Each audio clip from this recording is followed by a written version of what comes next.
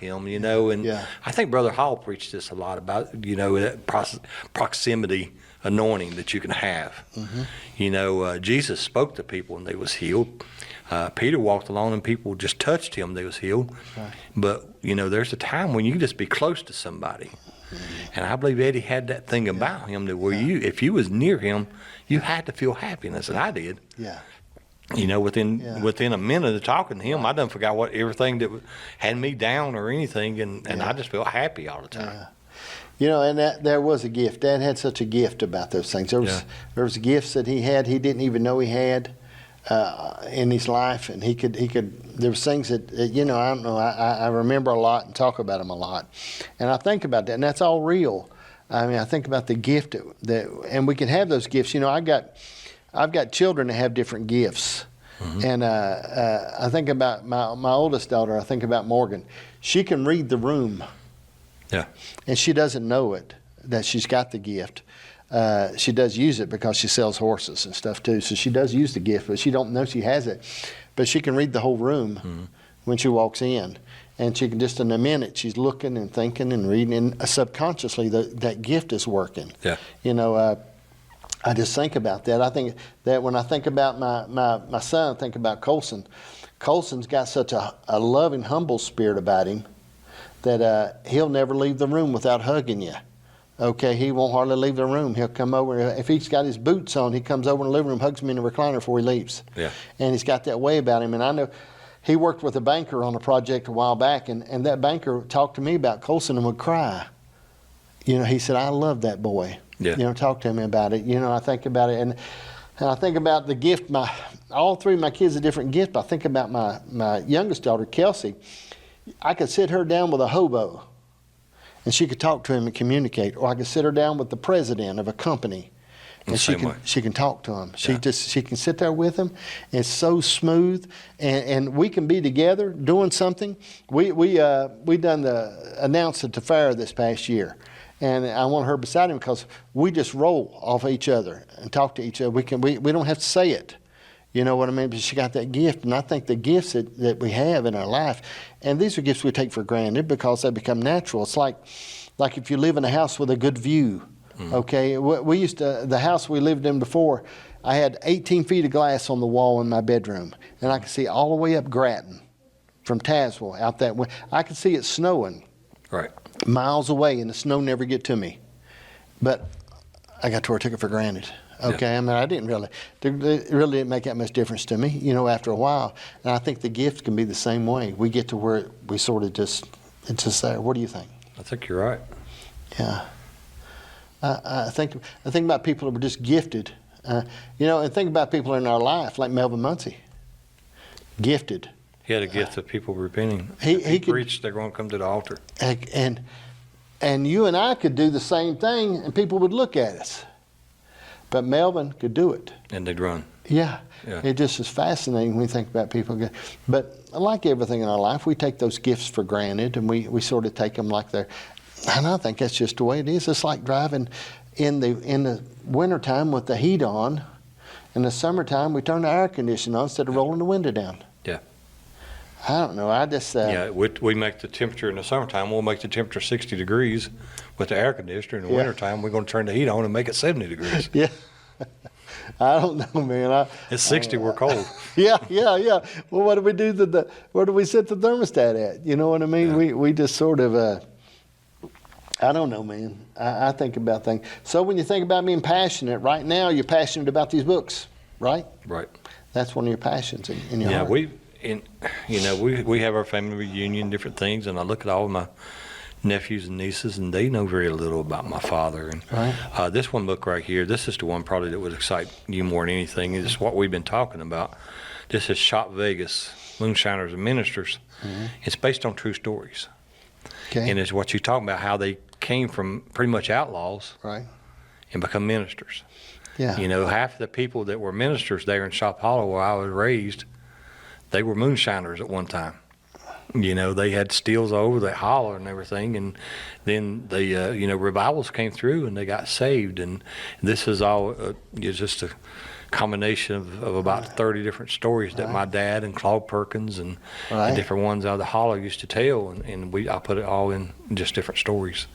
And now, 50 years from now, the family can open this up and read these and still remember everything that we sat around the campfire on Slate Creek and tell these stories every night, and different monsters and ghosts and people getting saved and just all different things.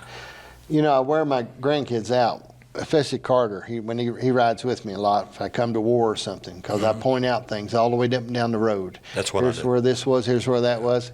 And times he's told me, he said, I can't remember all this. And then the other day I was coming with my mom. We were riding out. We've been to the grocery store when we come back to war. And there's a little red building coming down Pine Ridge on the right-hand side. Hootie Kaiser used to live up over top. Do you remember Hootie had a Sportster Harley? He had a Sportster Harley Davidson. And I remember that just like yesterday. But Hootie lived right up on top. And have you ever seen that little building? It's red. I have, but I don't know what it was. It was my dad and my uncle had a shop there and done panel board repair for the coal mines. Okay? When I was a boy, I couldn't have been 7 or 8 years old. Yeah. Okay? But in that little building, no parking. There's not parking. The building comes out to the road.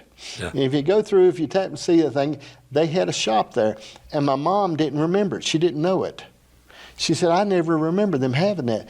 And I remember as a boy, Dad would bring me there, and I'd stay with him during the day, and I would go up and down Pine Ridge talking to people, knocking on doors, playing with kids, until they got up in the evening, everybody run me off and wouldn't answer the door. But I would go up and down that Pine Ridge as a little old boy, and Dad would give me a roll of black tape, and man, I was uptown with a roll of tape, because you could do all kinds of stuff with a roll of tape. I used to love it, but I remember going up and down through there and thinking about those memories, in my mind, and that other people, and Mom said, I never remember us having that shop there, and don't remember having it. But golly, you think about stuff like that. And I know some of those things people are not going to care. I have to be honest enough to know some people are not going to care. Right. Okay? And that's a hard truth. We're going to tell them anyway. We're going to tell them. We're going to point it out. They're going I to say, drive my kids crazy telling them this used to be the cinder block place, or this used to be a packing place up on the hill here at Lambert's. And you remember at East War, there used to be an ice company. If you ever get a chance, over at East War, you know where Branches lived on the corner? Mr. Branch, I don't know if you remember them. They live right there on the corner where you go back around in the alley. If you go in the alley to the left, there used to be an ice company there where they sold ice. They made ice and sold it. And they had the big cork freezers out in front. The ground had cork in it where they froze the ice. And my grandmother lived there back in the 70s. Sold ice out there. Yeah. And I remember those things. I think about that stuff, and then I'm honest enough to know some people don't care.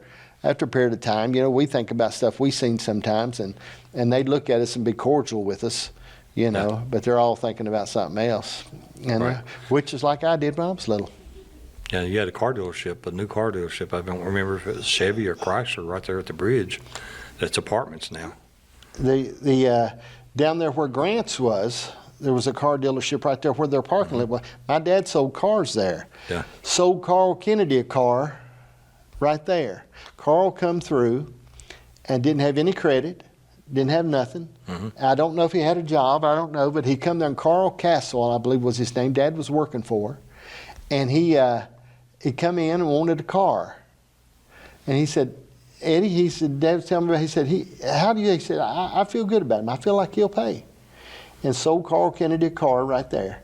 Yeah. And you talking about somebody interesting. This past year, we went to a big horse show in Tennessee, and that we go to every year.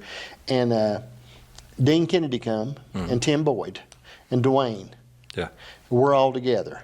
I swear if we didn't tell more stories and had more stuff we come up, and we got talking about things, we wore everybody out around us talking about yesterday and the things we'd been through, and just laughing and going on about it. Dean's got a lot of stories and things that he shares, and I'll never be able to get him in front of a camera. But a lot about Carl. Oh man, I mean, I think about Carl, that what he in his life. I mean, how rich. The walk to D.C. was amazing. Yeah. Carl said battery. He didn't say battery. he said something to me. We talked about something. He said battery. I remember, like, can't remember a lot of stuff where my truck's parked sometimes, but he would say battery. And he wore his toboggan about half up on his head. And I'll do it sometimes. And I tell Chris, his granddaughter, I said, I'm playing a Carl today. I've got my hat up on top of my head, you know. But these memories that we have in our life, I don't know, man. I don't know. I think about it. All right, when we talk about this, let's think about this. When we think about this community that we're living in now and the changes that we've seen, we've all seen changes. What are some changes overall that you think you've seen in this community we live in, this world we live in now? It's fast-paced, isn't it? Everything's become electronic and just so quick. And the biggest one of the biggest things we lost is accountability. Right. The things that was wrong when we was young is no longer wrong, and just, you know, it's just lots of changes. Yeah. Yeah. I think there's a lot of changes, and I think a lot of it has to do with our culture. We've seen things. We confuse the access to information with knowledge. Yeah. Okay? I mean, we have great access, but I think sometimes, and I'm as guilty as the next, because I'll Google and check, and I'll look, and when I'm doing logos and working on things, instead of getting down with a pencil, which I'm not gifted, and drawing something out, I'll go on AI or I'll go on ChatGPT and I'll say, I need a logo of such and such, and I need it to be this classic, and work on it like this, because I'm not gifted in that area. It works great. So, and AI, people absolutely, I really believe, have no concept of what AI is doing and what it's going to do. I was thinking about the other day, I was watching this program talking about how, when it comes to reading x-rays, how the job of an x-ray technician will be near extinct. Yeah. Because, when you get an x-ray, they say, come back in 4 days and we'll tell you if you're going to live or die. You know what I mean? We'll tell you if that tumor's big or if you've got lungs left. But they say now they can run it through in 20 seconds, run it through AI, and let it search it out and look at these things. So I'm thinking, man, how much is changing? The thing about AI, though, it's still limited to the amount of information that it can get from a human. Right. You know, some human has got to put that information in, or it wouldn't have that information. Right. It's artificial intelligence. It's not its own intelligence. And so it might eliminate one job, but it's going to create another job, providing that information to it to be able to do that. Yeah. But the information, maybe several more jobs. The information only had to be provided once, though. Yeah, that's true. See, that's the thing that we'll run into. And I think I've studied a lot on the power consumption is astronomical, because you don't think of how much it really, does. Now, I can take a program like we're doing today now and drop it in AI and tell it I want it to cut it into 30 to 60 second ranges. It writes the hook. It does all the work for me. It lays out the text. It's beautiful. Yeah. How much more I can do. And people that think they can fight that are just going to be fighting a losing battle. Right. I'm just telling you what I believe, okay? And it's all right. I know we can say, yeah, but what about when the computers fry or when all this happens? Well, when it does, that'll be something. But there's so many fail-safes in place and so much stuff that goes on now. I think about growing up and the things that we had that we was fascinated by, and I think about the change in things now. Can you imagine now not having a telephone? Okay? Can you imagine not having a telephone? I was 14 years old before we got a telephone. Yeah. Or I was 14. The thing about this also you got to look at is the lost abilities that our next generations are going to have.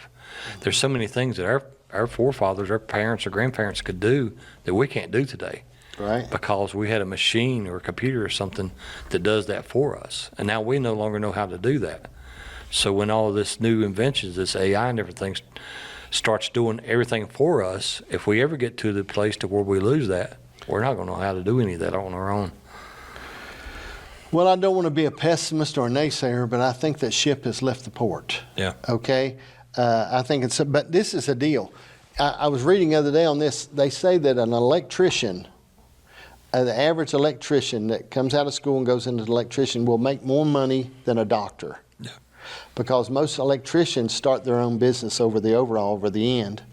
But an electrician or a plumber will make more money, be more financially free and stable than a doctor. Yeah. Because we're always going to need somebody to wire these things up. We're always going to need somebody to run the sewer lines and the water lines. And I don't care how civilized we get, we're going to need these. We're going to need blue collar work. We're going to need people, and they're going into that field so much. There's people going into the field of trades now, an awful lot. Okay, and as smart as we think our technology can be, when the power shuts off, and the backup power runs out, I mean, somebody's still got to check that breaker box, baby.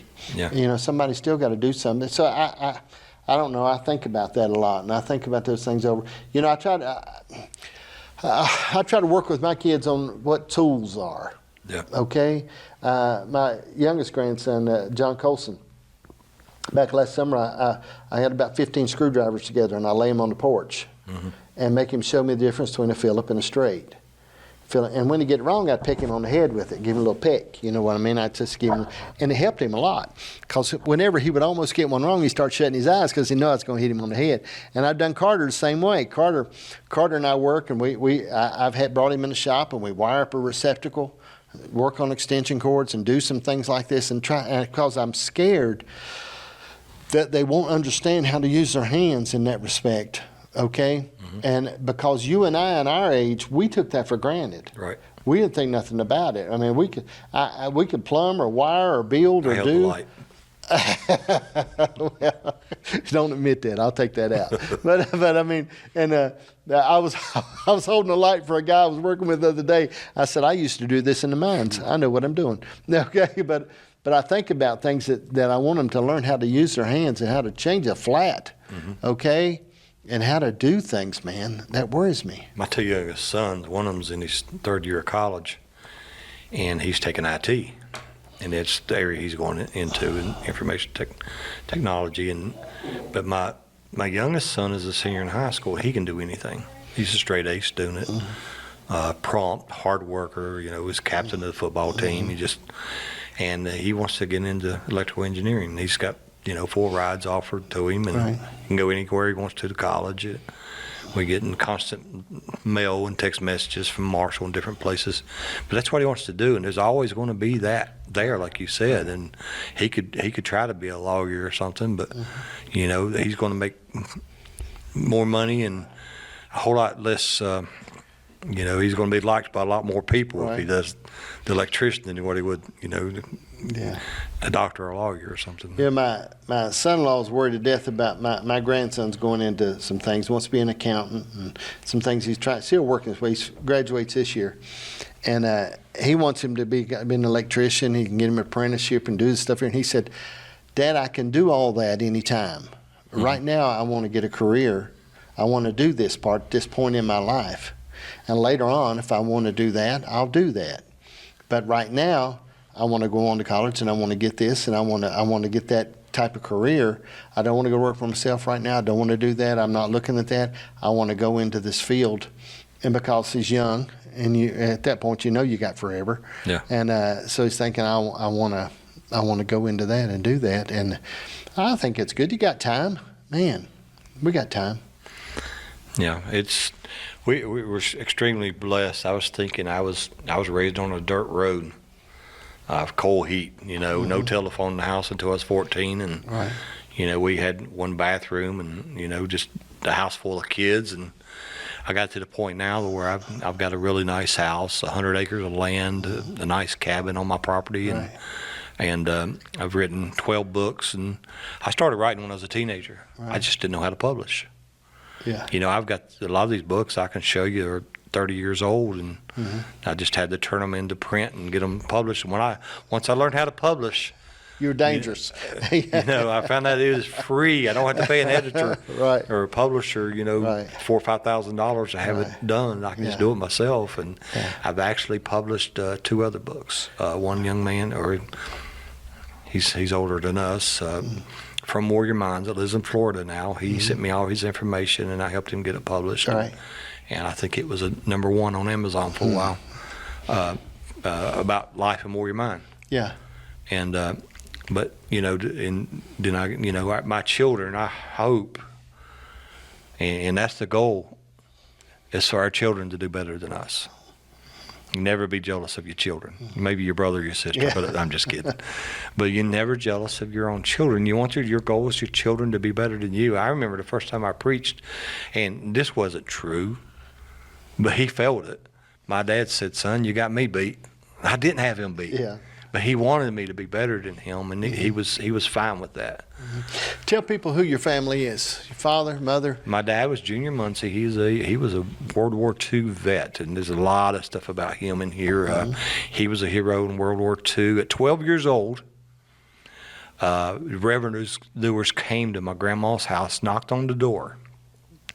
She opened the door. He says, "I have got," two of them, they said, "We have gotten your son Rose," you know Rose, "and your brother Otis Hicks.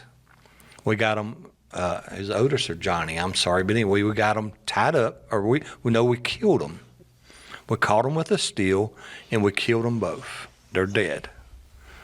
My dad, at 12 years old, pulls out a shotgun, holds it on the revenuers, and insists they take my dad and my grandmother to see that my uncle was okay. Right. They started screaming, "No, we didn't really kill him. We didn't really kill him. We just got him tied up."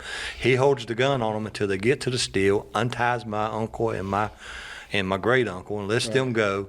And then my grandmother shames them so much that they don't file any charges. They just leave and everything's okay. Yeah. That's the kind of man he was. And then at 19 years old, he joins the Army, and I guess he's drafted, I suppose.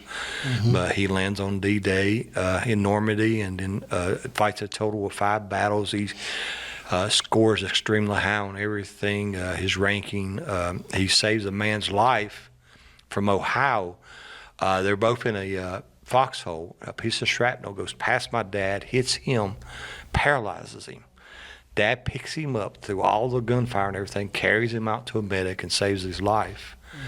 Back in the 80s, once Dad had already left war and lives in Tazewell at the time, he finds out this man's phone number, calls him. His wife answers the phone and asks for him. She said, "Well, who is this?"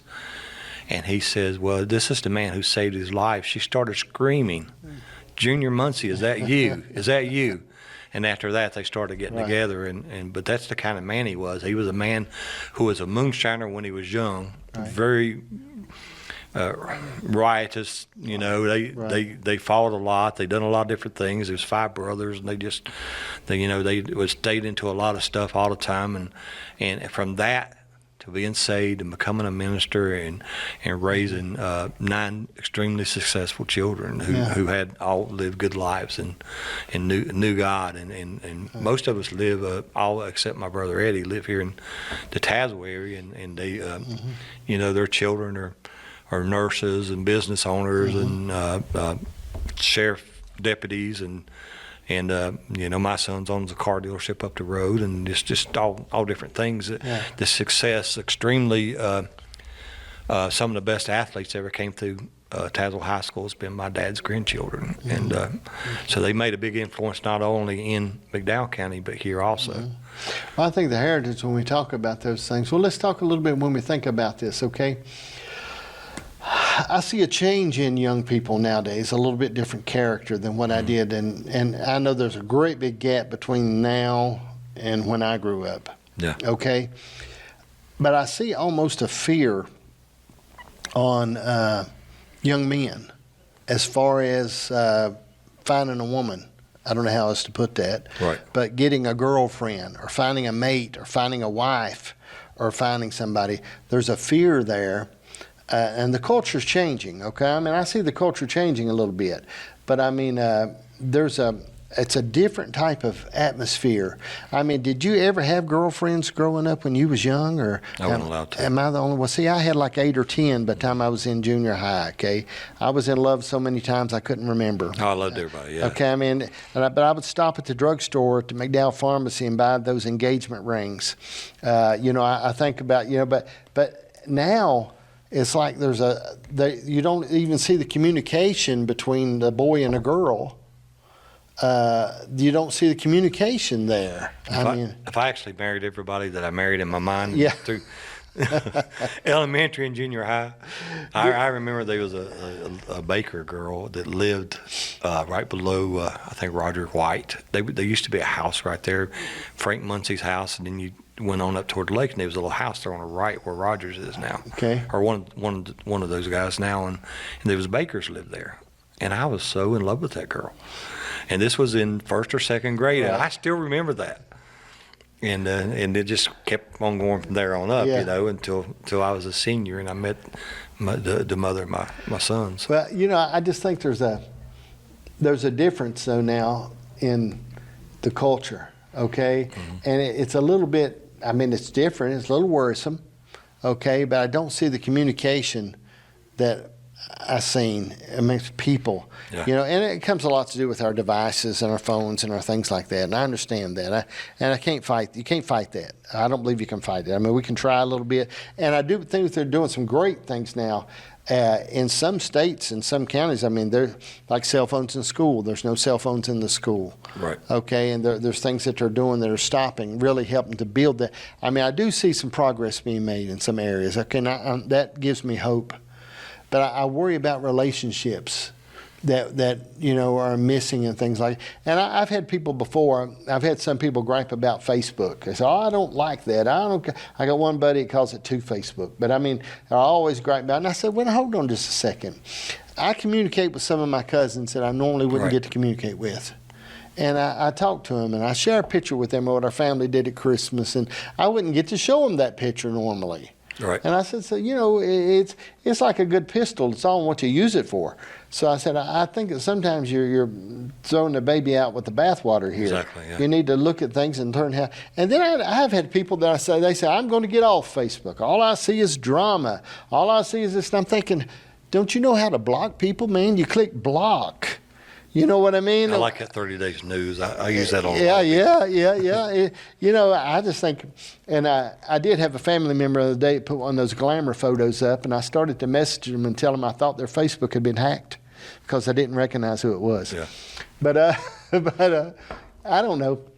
I just think about the culture of today. It's a little different. It's a little, when I look at it, I'm a little bit caught off guard by it. Mm-hmm. I don't know. I just... one thing I'm thinking, Noah was a bad cat, wasn't he? I've been, for the last month, I've been going back. I've loved Genesis, okay? I'm a real Genesis freak. I love the book of Genesis. But anyway, I think about Noah. He was a man, okay? He wasn't like me and you. I'm just going to say, he wasn't like you. He wasn't like us. Right. This sucker, 120 years to build an ark. And God just gave him a little old brief blueprint and told him, be sure and pitch it, okay? And didn't even write it down.